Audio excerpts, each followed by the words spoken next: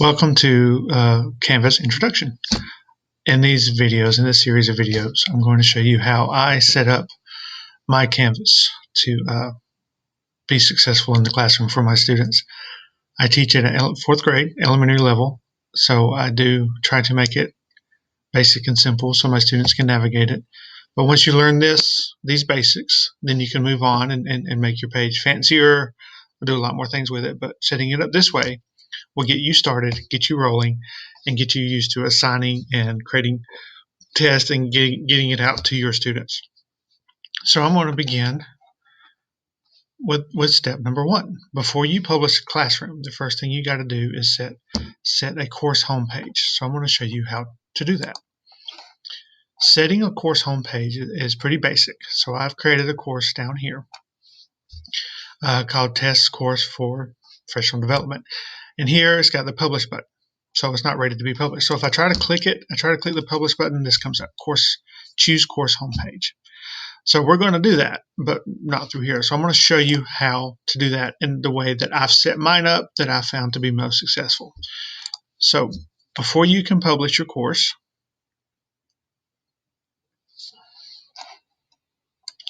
move over here. Before you can publish a course, you have to set your course homepage.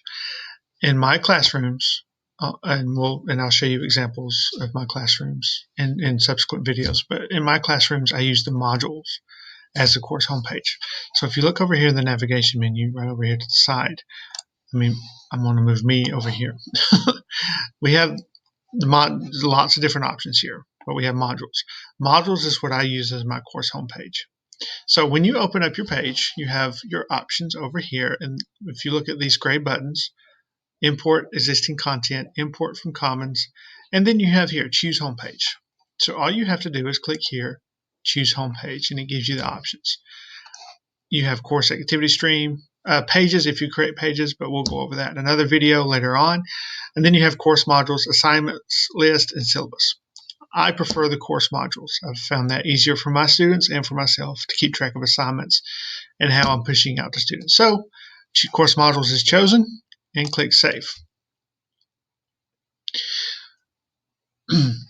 Before we publish, we have our options, unpublished, we have to publish here, okay? Before we publish, we have to create a module for our students. So what we're going to do is we're going to create a new module, and depending on how you roll out your classroom, it could be Unit 1, it could be by topic, stars and planets, just depending on what you're teaching and what you're needing it for.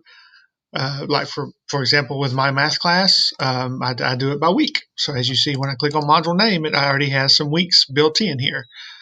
So I'm just going to name it test, just for fun. I'm just going to name it test module, just to get the ball rolling with this classroom.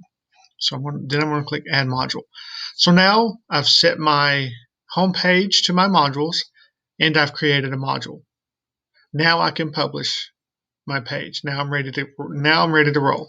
So what I'm going to do is I'm going to click publish. Now remember, before you click publish, know that once you do that, it sends it out to your students. So if you want to build it out, if you want to go through videos and build it out a little bit more, then do that. But if you're ready to jump in, you may go ahead and click publish. I'll let you decide that at this point. So for the sake of these videos, I'm going to go ahead and click publish.